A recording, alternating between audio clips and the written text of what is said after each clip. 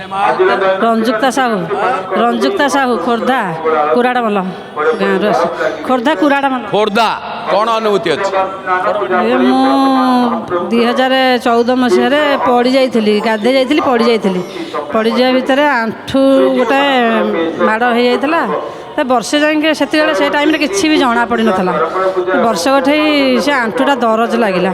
ଦରଜ ଲାଗିବାରେ ତାପରେ କ'ଣ କଲେ ଯେ ମେଡ଼ିକାଲ ଦେଖେଇବାରେ ମେଡ଼ିକାଲ ଡକ୍ଟର ଏକ୍ସରେ କଲେ। ଏକ୍ସରେ କରିବାର ଦ୍ୱାରା ସେ କହିଲେ କି ଆଣ୍ଠୁ ଜଏଣ୍ଟ ଲାଗିଯାଇଛି। ଲାଗିଯିବା ଦ୍ୱାରା ସେଠୁ କାଳୁପଡ଼ା ନେଇକି ଗଲେ ସେକ ବାରମ୍ବାର ଦିନେ ଦୁଇ ଦିନ ଛାଡ଼ିକି ସେକ ଦେବା ପାଇଁକା ନେଇକି ଗଲେ। ବାବୁ ଆମର ନେଇକି ଗଲେ। ଏମିତି 2 ମାସ ଯାଏଁ ନେଇକି ଗଲେ। 2 ମାସ ଦ୍ୱାରା ନେଇକି ଯିବା ଦ୍ୱାରା ଯେଉଁ ଟିକେ ହେଲେ ବି କିଛି ପରିବର୍ତ୍ତନ ହେଲା ନାହିଁ। ପରିବର୍ତ୍ତନ ହେଲାନି ସେଠୁ କ'ଣ କଲେ ବାପା ସେଠୁ କଟକ ନେଇକି ଗଲେ ମୋତେ। କଟକ ନର୍ସିଂହୋମରେ ଦେଖେଇଲେ। ଦେଖେଇବା ଦ୍ୱାରା ସେଠି ରହିଲି କଟକରେ 8 ଦିନ ରହିଲି। 8 ଦିନ ରହିବା ଦ୍ୱାରା ସେଠି ଇଞ୍ଜେକ୍ସନ୍ ଦେଲେ ସେ ଆଣ୍ଠୁରେ, ମାନେ ଯେଉଁ ଇଞ୍ଜେକ୍ସନ୍ ଦେଲେ ମୁଁ ରାତି ସାରା ବି ସେ ପେନ୍ ଏମିତି ହେଉଥାଏ ଯେ ଶୋଇପାରିଲିନି ଜମା ବି। ହେ ପ୍ରଭୁ ମୋତେ କାହିଁକି ଏତେ ମୁଁ କଷ୍ଟ ପାଉଛି କ'ଣ ପାଇଁ? ଏମିତିକା କଷ୍ଟ ପାଇବା ଦ୍ୱାରା ସେଇଠୁ ସେ ସକାଳ ହେଲା ଯେଉଁଠୁ ସକାଳ ହେବା ଦ୍ୱାରା ସେ ଇଞ୍ଜେକ୍ସନ୍ ମାନେ ସେଇଠୁ ସକାଳ ହେବା ଦ୍ୱାରା ମାନେ ପେନ୍ଟା କମିଲା ଆସ୍ତେ ଆସ୍ତେ।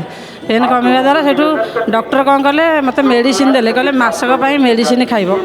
ମାସକ ପାଇଁ ମେଡ଼ିସିନ ଖାଇବା ଦ୍ୱାରା ସେ ମେଡ଼ିସିନ ଆଣିକି ଆସିଲେ। ମୁଁ ଆଜ୍ଞା ମେଡ଼ିସିନ କି ଜମା ମାନେ ମୁଁ ଖାଇପାରେନି କି ମେଡ଼ିସିନ ମୋତେ ଜମା ବିଲକୁଲ ଭଲ ନୁହଁ। ସେଇଟା ମେଡ଼ିସିନ ଖାଇବା ଦ୍ୱାରା ଜମା ଭଲ ହେଲାନି। ତ ଗାଁରେ ଏପ୍ରିଲ ମାସରେ ରାମନବମୀ ଯାତ୍ରା ଚାଲିଥାଏ ଗାଁରେ ଶୋଇଛି। ବାବୁ ଆମର ଯାଇଛନ୍ତି ଯାତ୍ରା ଠାକୁରଙ୍କୁ ମାନେ ଇଏ ପେଣ୍ଟିଂ କରିବା ପାଇଁକା।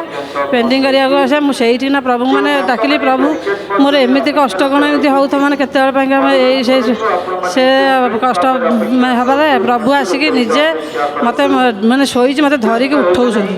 ତୁ ଉଠୁ। ମୁଁ କହିଲି ଦାଢ଼ି ରଖିଛନ୍ତି କଳା ହେଇକି ଜଣେ ଆସିକି ମୋତେ ଉଠଉଛନ୍ତି।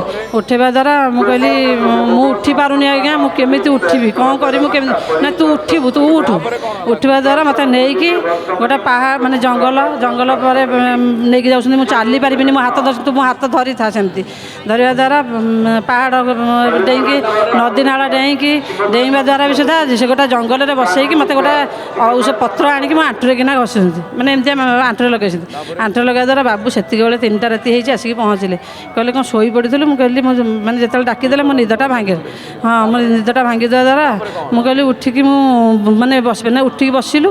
ମୁଁ ବସି ମାନେ ମୋ ହାତଟା ଧରିନ ନାଇଁ ଧରୁନୁ। ମୁଁ କହିଲି ମୁଁ ଗୋଟେ ମାନେ ଏମିତି ସ୍ୱପ୍ନଟା ଦେଖିଲି ଯେ ଉଠିକି ବସିଲା ଆସିକି ସାଙ୍ଗେ ମାନେ ଆଜ୍ଞା ମୁଁ ଆଉ କାହା ହାତ ମାନେ ବିନା ଧରିଲେ ମୋତେ ଉଠାନ୍ତି, କିନ୍ତୁ ମୁଁ ଧରିନି, ମୋତେ କେହି ଧରି ନାହାନ୍ତି। ମୁଁ କିନ୍ତୁ ହଠାତ୍ କିନା ଉଠିଲି।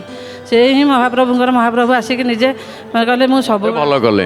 ଜୟ ଜଗନ୍ନାଥ ଟିଭି ଦେଖନ୍ତୁ ଆଜ୍ଞା ସବୁଦିନ 5ଟାରୁ ଲଗାଇ ସକାଳୁ ଭୋର 5ଟାରୁ ଉଠିବି। ବହୁତ ବହୁତ ଧନ୍ୟବାଦ। ଜୟ ଜଗନ୍ନାଥ ଟିଭି ପରିବାର ତରଫରୁ ଗୋଟେ ପାରମ୍ପରିକ ଜଣାଣ ସ୍ୱାଗତ କରିବା ଆଉ ଜଣେ ଭକ୍ତ।